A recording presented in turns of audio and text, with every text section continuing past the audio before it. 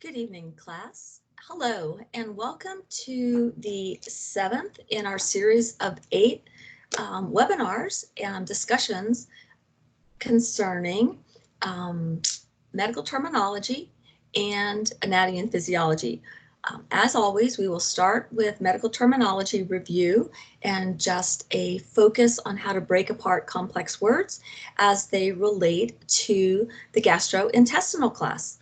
The gastrointestinal system. So thank you again for joining us today, and we will get started by sharing my screen.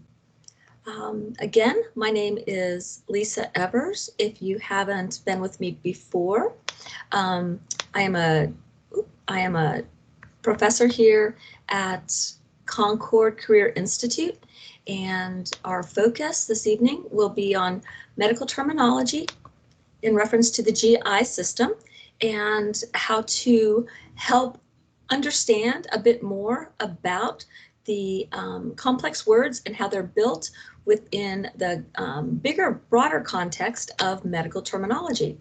So, like many of us, we have been faced with complex words, especially at the beginning of nursing school, where we just look at these words and it does feel like a foreign language. For example, cholangiostomy. What does that word mean? And in many cases, it does feel like it's totally a foreign language. So let's just tease it apart and we can start realizing that these complex words are often made up of familiar, smaller terms that are fit together to actually make up the more complex word. So let's just show how that actually happens.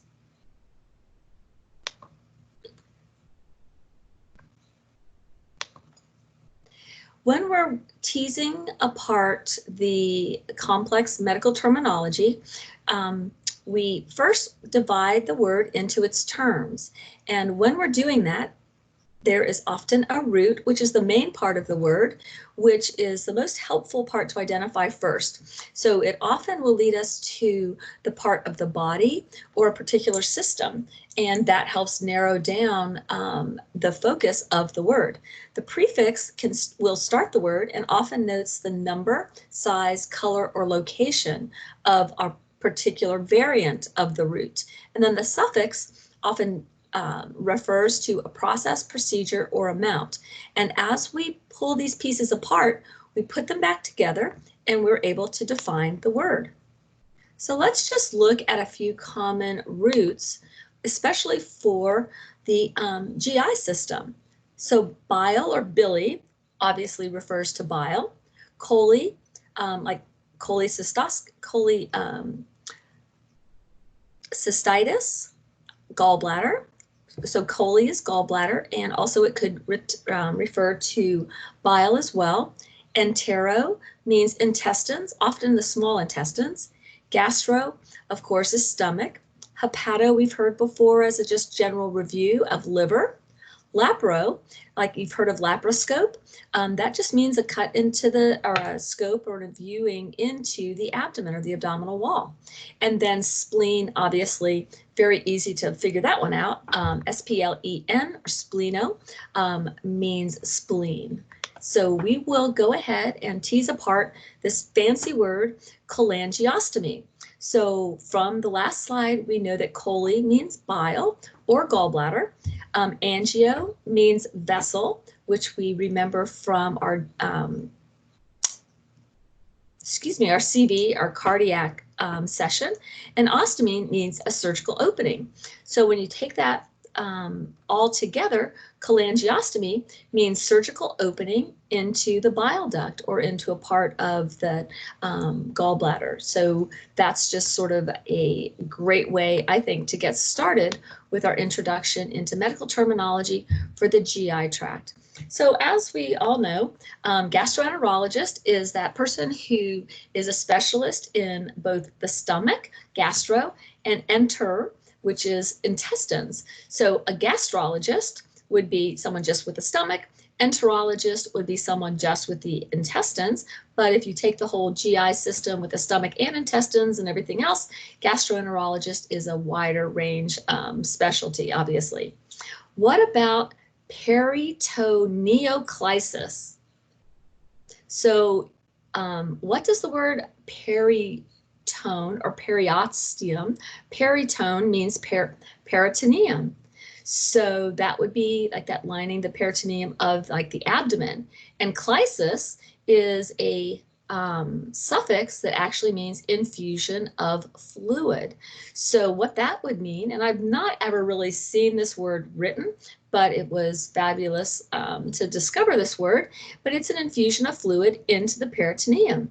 So if you wanted to get all highbrow and sophisticated, peritoneoclysis is infusion of fluid into the peritoneum.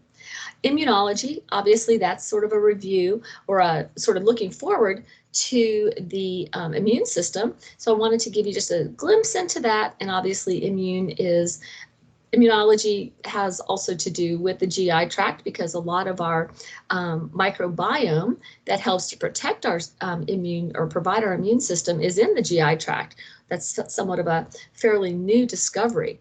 Nephrotoxic, we've talked about before, things that are poisonous to the kidney. Nephro is kidney, toxic, poisonous. Hepatomegaly, hepato means liver. What about splenomegaly?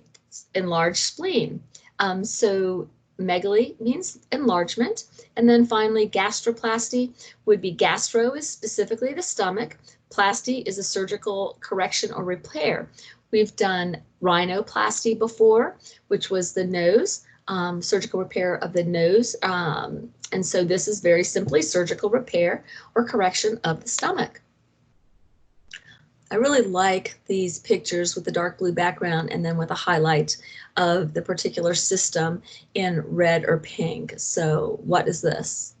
Looks to me sort of like the liver, stomach, and then the small intestines. What is this little guy? Then there's the, oops. I should put my pointer. The appendix right here in the right lower quadrant, and then ascending, transverse, descending, large intestines, and then the anus and rectum. Fabulous.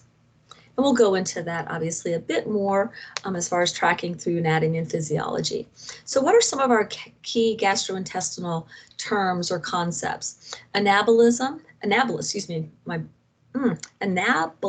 is the building up. We've talked about that before. Anatomic position is obviously, as far as the GI system goes, is lying supine on the stretcher or the bed so that you can go ahead and assess the body in that fashion.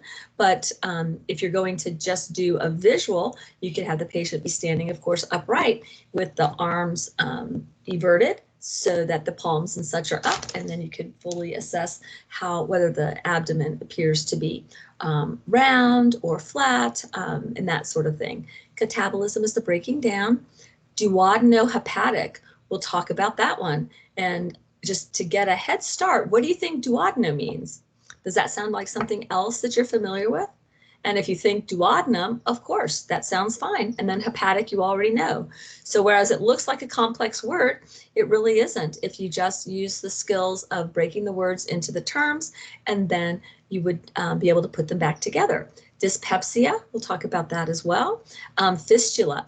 A fistula, actually, it's one of those things that's really sort of interesting. It's a permanent abnormal passageway between two organs in the body, or between an organ and the exterior of the body by definition.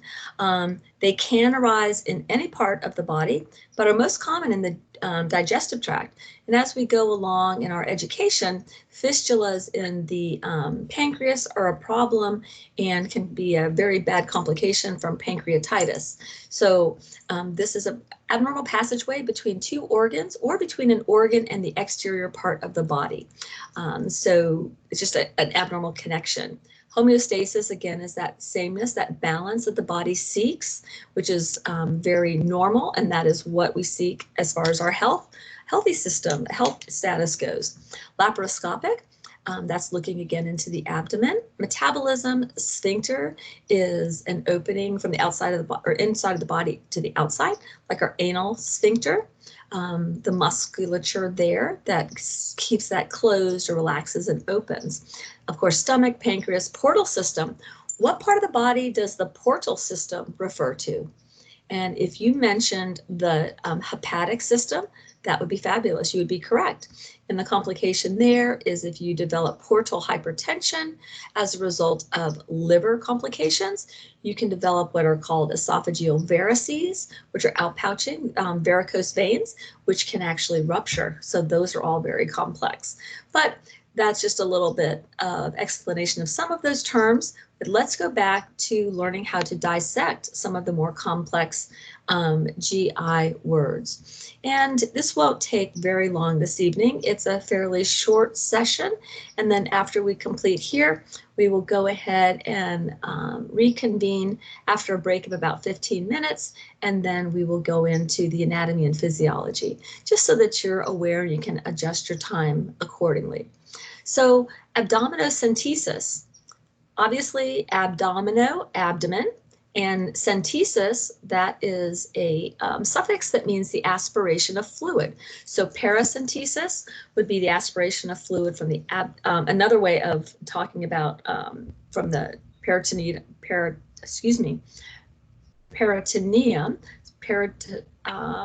paracentesis would be also within the abdomen as well.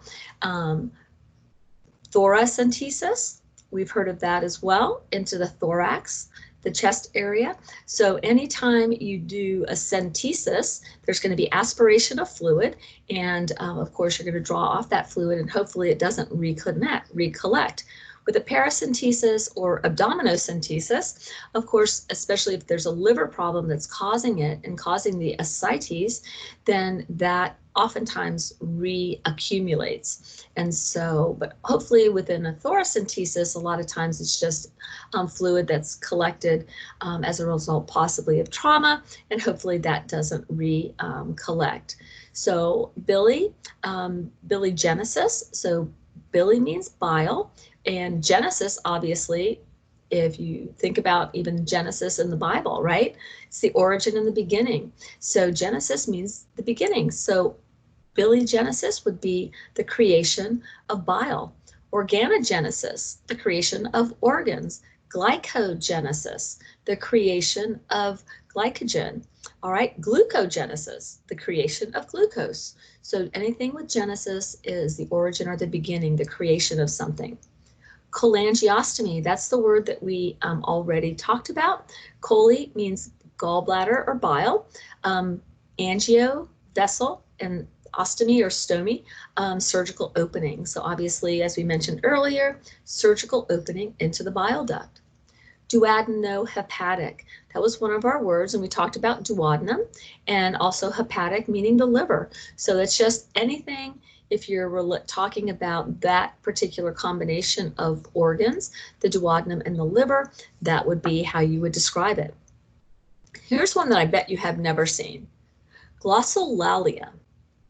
So glosso or glosso means tongue, and lalia, L-A-L-I-A, means a disorder of speech. So it's basically, if you looked it up in a medical dictionary, it would basically be gibberish or speaking in tongues. So it's a weird disorder of normal speech, somewhat of a speaking in tongues. So it's just basically gibberish. It just does not make sense. Peristalsis. Peri means around or surrounding, stalsis contraction. So if you think of peristalsis, it's basically the movement, the muscles of the lining of the GI tract within the, typically, of course, the small and large intestines. Those muscles are contracting around the opening of the lumen of the GI tract. And so it is helping to move the food or the processed intake through the body so that the nutrients can be removed, and then the waste product released exterior to the body. So peri, around or surrounding, that's the muscles around the outside of the outside of the GI tract, and stalsis is contraction. So it's a coordinated rhythmic contractions, often within the GI tract. And hyperexia, that is a really good one because we think of anorexia a lot, don't we? Orexia means appetite. So if you just remember anorexia means someone who does not have an appetite, hyperorexia would mean an excessive appetite. So that would be someone who is hungry all the time. So who would that be? What sort of medical problem causes a person to be excessively hungry all the time? And often that would be, say, a diabetic patient, because what's happening, especially if they're not diagnosed, is they're hungry all the time because their cells are basically starving.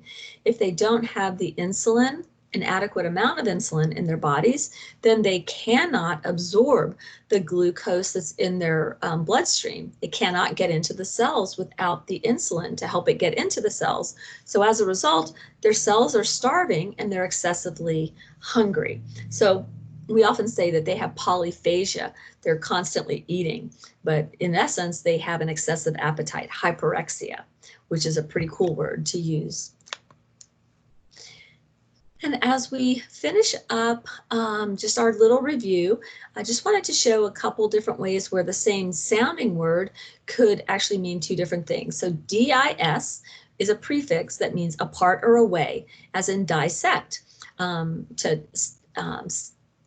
If you use SECT as sort of a suffix, that is like to cut, and then to dissect is to cut things apart, not just cut it into sections, but to separate. And when we're dissecting, say, a human or an animal, we're cutting apart different parts so that we can look at the details within the parts. So you're cutting apart, dissecting the muscles from the bones from the organs, and all of that. So that would be dissect. DYS, which also sort of looks the same, means difficulty. So don't get those two confused. So dysphagia is difficulty doing what? Swallowing, right? Ology, or LOGY, is a suffix that means study of. So radiology,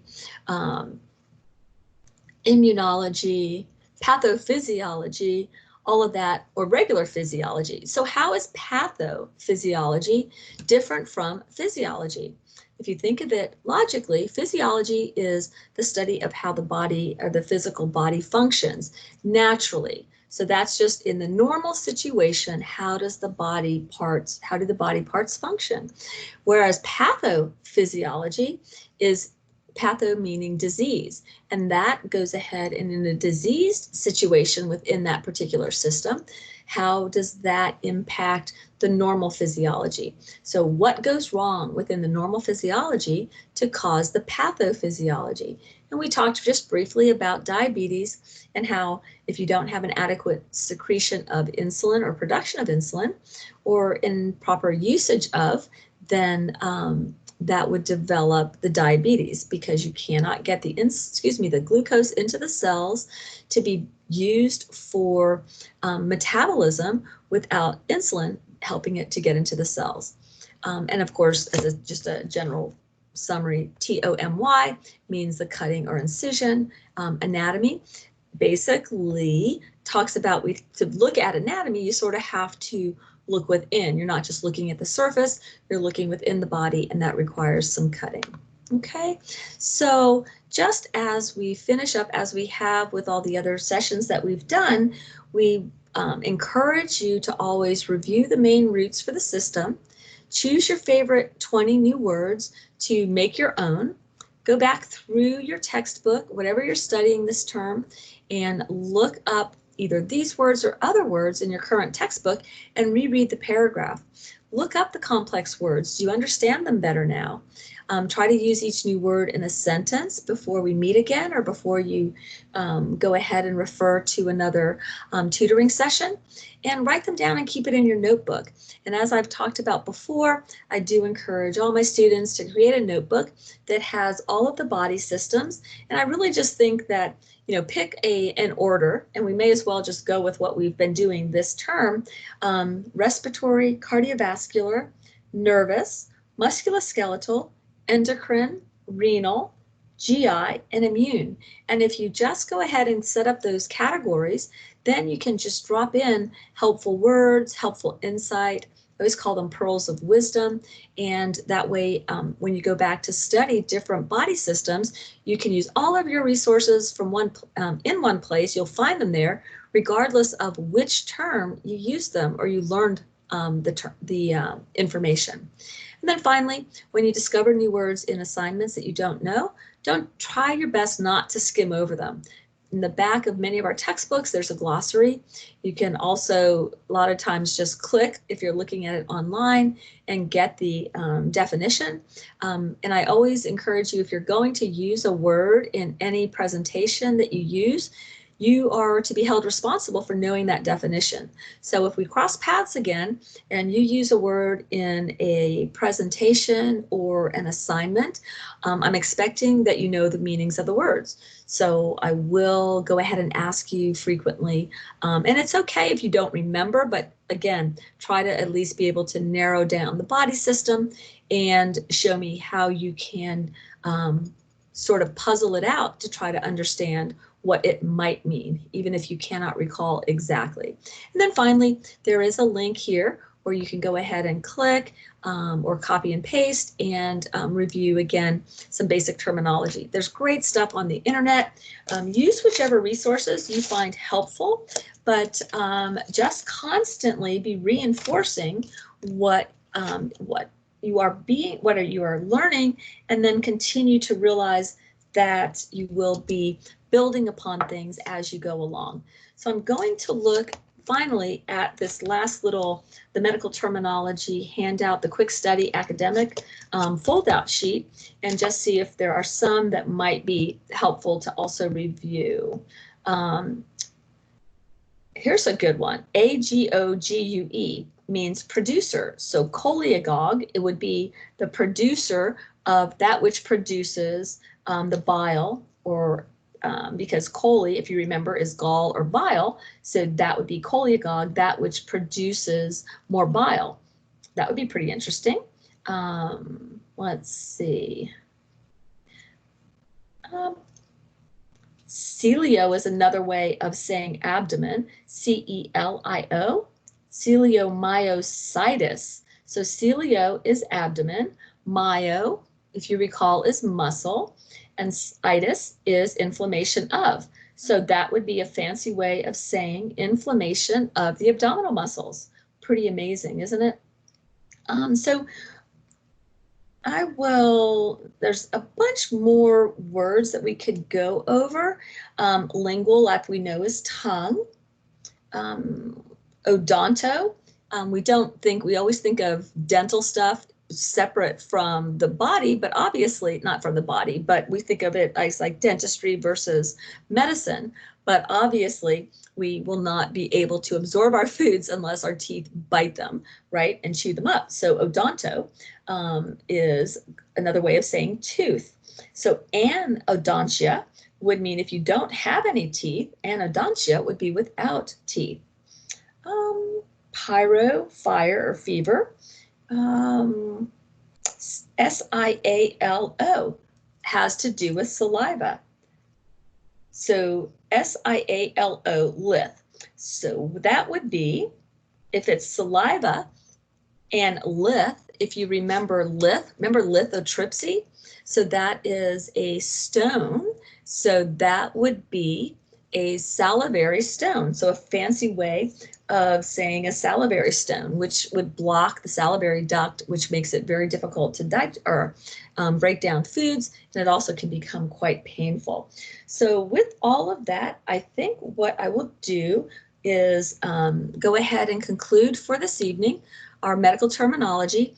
I do also suggest, if you are so inclined, to pick up a copy of the medical terminology quick study academic fold-out, which I find to be quite helpful.